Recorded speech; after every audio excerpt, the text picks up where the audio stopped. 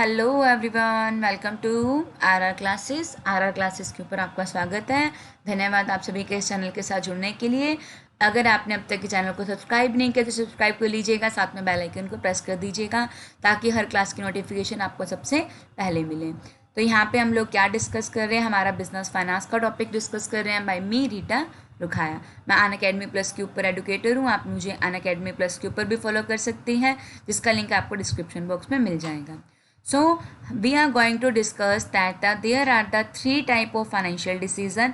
हम लोगों ने पढ़ा था कि जो फाइनेंशियल डिसीजन होते हैं फाइनेंशियल मैनेजमेंट में जो हम फाइनेंशियल डिसीजन होते हैं वो तीन पार्ट के होते हैं: इन्वेस्टमेंट डिसीजन, फाइनेंसिंग डिसीजन और डिविडेंड डिसीजन। इन्वेस्टमेंट डिसीजन किससे रिलेट करता था कि हमने एसेट्स के अंदर कितना पैसा इन्वेस्ट करना है। ओके, एसेट्स के अंदर कितना पैसा क्या करना है, इन्वेस्ट करना है। एसेट आप लोगों की टू टाइप की होती है, एक होती है फिक्स्ड एसेट, एक होती है आप लोगों की करंट एसेट। तो जो फिक्स एसेट से रिलेटेड डिसीजन था उसको हम लोगों ने क्या नाम बोला था, उसको हमने बोला था कैपिटल बजटिंग डिसीजन। और जो करंट एसेट से रिलेटेड होता है उसको हम लोग क्या बोलते हैं, वर्किंग कैपिटल मैनेजमेंट का नेम बोलते हैं। इन्वेस्टमेंट डिसीजन को हमने कंप्लीट कर लिया। अगर आपको अभी तक वो क्लियर नहीं हुआ तो प्लीज़ एक बार जाके ज़रूर सुनिएगा। आज हम स्टार्ट करने वाले हैं फाइनेंसिंग डिसीजन का बेसिक डिस्कस करेंगे। सो ध्यान से सुनना मेरी बात को, मोस्ट इंपॉर्टेंट रहने वाला है ये आप लोगों के लिए। ये डिसीजन आप लोगों को ये बताता है, देखो बिजनेस के अंदर हमें पैसे की जरूरत होती है, फाइनेंस की रिक्वायरमेंट होती है। यस मैम, हमें फाइनेंस की रिक्वायरमेंट होती है। तो ये आपको मदद करता है ये चीज़ जानने के अंदर कि हमारे पास जो डिफरेंट सोर्सेज हैं फाइनेंस के वो कौन कौन से हैं और हम कहाँ कहाँ से पैसा ऑब्टेन कर सकते हैं। फॉर एग्जाम्पल, हम पैसा डेट से ऑब्टेन कर सकते हैं या फिर हम पैसा इक्विटी शेयर होल्डर से ऑब्टेन कर सकते हैं। इसके बारे में मैंने आपको बताया हुआ है। डेट क्या होते हैं, इक्विटी क्या होती है, प्रेफरेंस शेयर कैपिटल क्या होते हैं। ओके, और अभी भी थोड़ा बहुत आपको इंट्रोडक्शन में बताया जाएगा।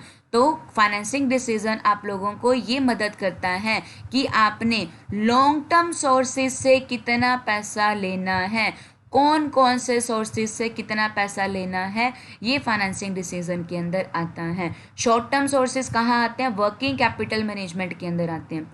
Short term sources working capital management के अंदर आते हैं। हम उसकी बात नहीं कर रहे हैं, हम यहाँ पे बात कर रहे हैं लॉन्ग टर्म सोर्सेज के अंदर जो हमारे पास डिफरेंट ऑप्शन है, डेट का, इक्विटी का, हम इसमें से किसको यूज़ करेंगे। ओके, तो जो मेन सोर्स होता है फंड को ऑब्टेन करने का वो क्या होता है, शेयर होल्डर फंड और बोरोड फंड। शेयर होल्डर का मतलब क्या होता है, ऑनर फंड भी बोल सकते हैं। कंपनी के अंदर जो लोग क्या करते हैं, शेयर्स को खरीदते हैं, हम लोग उनको क्या बोलते हैं, जो लोग इक्विटी शेयर्स को खरीदते हैं, इक्विटी शेयर होल्डर होते हैं। तो हमारे पास क्या क्या तरीका होता है पैसे इकट्ठा करने का, शेयर होल्डर फंड से कर सकते हैं, बोरोड फंड से कर सकते हैं। शेयर होल्डर फंड के अंदर हम बेसिकली इक्विटी को ही लेकर चलेंगे, बट इक्विटी के साथ साथ हम प्रेफरेंस को भी इंक्लूड कर सकते हैं। तो हमने पैसा शेयर होल्डर फंड से लेना है, मतलब इक्विटी शेयर से लेना है, या फिर प्रेफरेंस शेयर से लेना है, या फिर बोरोड फंड का यूज़ करना है। बोरोड का फंड का मतलब हमने डिवेंचर को यूज़ करना है, या फिर हमने बैंक से लोन लेना है, या फिर हमने क्रेडिटर को यूज़ करना है। तो किसको हमने यूज़ करना है, तो जो शेयर होल्डर फंड होते हैं, ध्यान से, शेयर होल्डर फंड के अंदर मैंने आपको बताया बेसिकली हम इक्विटी कैपिटल को ही लेकर यहाँ पर चलते हैं।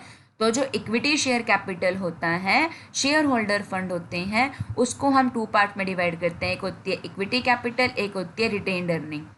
एक मिनट हम फर्दर इसको डिस्कस करते हैं। देखो आपके पास क्या क्या डिसीजन है लेने के लिए कि आपने पैसा, या तो आपने शेयर होल्डर फंड से पैसा लेना है, नहीं तो आपने किससे लेना है, बोरोड फंड से लेना है। ओके, अगर आप लोगों ने शेयर होल्डर फंड से लेना है तो आप लोग किसको यूज़ करोगे, शेयर होल्डर फंड के अंदर बेसिकली हम इक्विटी शेयर कैपिटल को ही लेकर चलेंगे। और रिटेन्ड अर्निंग का मतलब क्या होता है, हमने अपने बिजनेस के अंदर रिजर्व बचा के रखे होते हैं ना, तो उसको हम लोग क्या बोलते हैं, रिटेन्ड अर्निंग का नेम बोलते हैं। बोरोड फंड में क्या क्या आते हैं, डिबेंचर आते हैं, ये क्या आते हैं, बैंक का लोन आ गया, ये बोरोड फंड के अंदर आते हैं।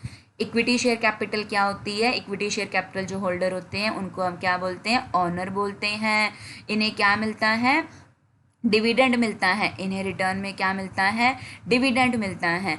ऑनर होते हैं, इन्हें डिविडेंड मिलता है। मैनेजमेंट के अंदर पार्टिसिपेटिंग राइट भी मिलता है कि ये मैनेजमेंट के अंदर अपना वोट दे सकते हैं। रियल ओनर कहलाते हैं, डिविडेंड मिलता है, प्रेफरेंस पार्टिसिपेटिंग राइट मिलता है इन्हें मैनेजमेंट के अंदर पार्टिसिपेट करने का, ओके। और ये इक्विटी शेयर होल्डर होते हैं जो एक्चुअल में ओनर होते हैं। रिटेन्ड अर्निंग जो हम रिजर्व का यूज़ करते हैं, तो जो शेयर होल्डर फंड आते हैं उसके अंदर क्या क्या चीज़ों को इंक्लूड करते हैं हम लोग, इक्विटी कैपिटल को और रिटेन्ड अर्निंग को यूज़ करते हैं, ओके। जो बोरोड फंड होता है, बोरोड फंड के अंदर हम लोग क्या करते हैं, बाहर से उधार लेते हैं, हम लोग डिबेंचर का यूज़ करते हैं, बैंक के लोन का यूज़ करते हैं। अब हमारे पास डिफरेंट ऑप्शन है, equity share capital, preference share capital, retained earning, debenture. हम इसमें से कौन से सोर्स से पैसा इकट्ठा करते हैं और कितना कितना अलग अलग सोर्स से इकट्ठा करते हैं, ये आप लोगों ने डिसीज़न लेना होता है फाइनेंसिंग डिसीज़न के अंदर। A firm has to decide the proportion of the fund, कि उसने कितना कितना फंड कौन कौन से जगह से इकट्ठा करना है, ओके। जैसे कि अगर आप लोग डिबेंचर का यूज़ करते हो तो आपके ऊपर क्या रिस्क होगा, डिबेंचर वाले क्या होते हैं, क्रेडिटर होते हैं बिजनेस के।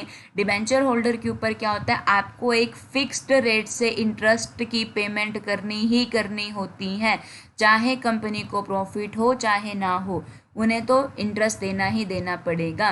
तो ये क्या होता है, फिक्स बर्डन होता है, और अगर नहीं देंगे तो इनके पास केस करने का भी राइट होता है। तो हम इस बात को तो ज़रूर ध्यान में रखेंगे जब हम लोग डिबेंचर का यूज़ करेंगे, और हमें उसको एक टाइम में रीपेड भी करना होता है। तो हम ये रिस्क को ध्यान में रखकर हम पैसे को उठाएंगे कि हम डिबेंचर को यूज़ करें या फिर ना करें। इस रिस्क को हम क्या बुलाते हैं, जब हम पेमेंट करने के अंदर सब ऐसे फॉलो जाते हैं, हम इंटरेस्ट की पेमेंट नहीं कर पा रहे हैं बिजनेस, ठीक है, तो इसको हम क्या बोलते हैं, बिजनेस के ऊपर फाइनेंशियल रिस्क होता है। फाइनेंशियल रिस्क का मतलब कि वो इंटरेस्ट की पेमेंट नहीं कर पा रहे हैं, ओके, ठीक है। तो जब आप लोगों ने डिबेंचर को यूज़ किया तो आप लोगों को क्या पता लगा कि इसके अंदर भाई रिस्क बहुत ज़्यादा होता है, क्योंकि ना इसकी पेमेंट हमें क्या करनी होती है, एक फ़िक्स टाइम के अंदर करनी होती है, ओके। साथ के साथ आपको लोगों को ये भी पता चला है कि जो इंटरेस्ट होता है उसके ऊपर तो जैसे इंटरेस्ट की पेमेंट करनी है ना, तो उनके ऊपर रिटर्न तो हमें बहुत कम देनी है, तो उसके ऊपर क्या आती है, कॉस्ट क्या आती है, कम आती है।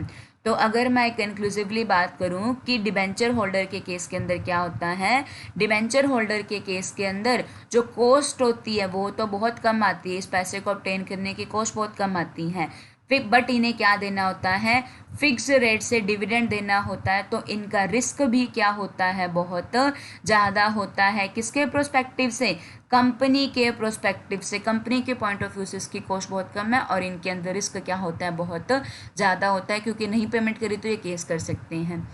यही अगर मैं इन्वेस्टर के पॉइंट ऑफ व्यू से बात करूं तो इन्वेस्टर का अगर डिबेंचर होल्डर में पैसे लगाएगा तो वो क्या हो जाएगा, सेफ हो जाएगा, क्योंकि उसको पता है मेरे को तो इंटरेस्ट मिलेगा ही मिलेगा, ठीक है। लेकिन हमने यहाँ पे केवल कंपनी की सोच को लेकर चलना है, केवल कंपनी की सोच। कंपनी के लिए डिबेंचर रिस्की सोर्स होते हैं और सस्ते सोर्स होते हैं, ओके। लेकिन ये भी एडिशनल है, एड ऑन याद कर लेना। इन्वेस्टर के लिए वो क्या होता है, डिबेंचर होल्डर बिल्कुल सेफ होता है, क्योंकि पता है भैया हमें रिटर्न मिल जाएगी, है ना। लेकिन जब हम लोग क्या करते हैं, शेयर होल्डर फंड का यूज़ करते हैं, वहाँ पे कोई कमिटमेंट नहीं होती कि आपको इतना रिटर्न मिलेगा ही मिलेगा, ओके। बट जब हम लोग शेयर होल्डर फंड का यूज़ करते हैं, जब हम लोग इक्विटी शेयर कैपिटल का यूज़ करते हैं, तो हमें क्या आती है, कॉस्ट बहुत आती है पैसे को ऑब्टेन करने की, ओके। इक्विटी शेयर होल्डर के केस के अंदर क्या होता है, इक्विटी शेयर के अंदर अगर हम बात करें तो हमें उसको इकट्ठा करने की कॉस्ट क्या आती है, बहुत ज़्यादा आती है, क्या आती है, ज़्यादा आती है। बट रिस्क क्या होता है, बहुत कम होता है, क्योंकि डिविडेंड की पेमेंट करो ना करो मर्जी होती है, ठीक है। जो इंटरेस्ट होता है वो क्या होता है, एक चार्ज होता है, मतलब कि आपको पेमेंट करनी पड़ेगी, प्रॉफिट हो या ना हो। लेकिन जो इक्विटी शेयर होल्डर के ऊपर डिविडेंड दिया जाता है वो क्या होता है, एप्रोप्रिएशन होता है, मतलब कि प्रॉफिट होंगे तो देंगे, अदरवाइज हम नहीं देंगे, है ना। तो शेयर होल्डर फंड के अंदर कोई कमिटमेंट नहीं होती है। तो हम देखेंगे कि हमने किस किस को यूज़ करना है, तो हम बहुत सारे फैक्टर को एनालाइज करेंगे, कॉस्ट को, रिस्क को, कितना पैसा ऑब्टेन करने की कॉस्ट आ रही है, बहुत सारी चीज़ों को देखेंगे। बस आज आपको बेसिक समझ में आना चाहिए कि फाइनेंसिंग डिसीजन क्या होता है, लॉन्ग टर्म डिसीजन होता है, पैसा कहाँ से ऑब्टेन करना है, इक्विटी शेयर होल्डर से करना है या फिर बोरोड फंड से करना है या फिर रिटेन्ड अर्निंग को यूज़ करना है। इक्विटी शेयर होल्डर को ऑब्टेन करने की कॉस्ट बहुत ज़्यादा आती है, बट रिस्क उसका बहुत कम होता है। डिवेंचर को यूज़ करोगे तो कॉस्ट कम आएगी, पैसे इकट्ठा करना आसान है, लेकिन उनके रीपेमेंट करना और इंटरेस्ट की रीपेमेंट करना बहुत मुश्किल होता है। इस कारण हमारे ऊपर फाइनेंशियल रिस्क भी आ जाता है, ओके।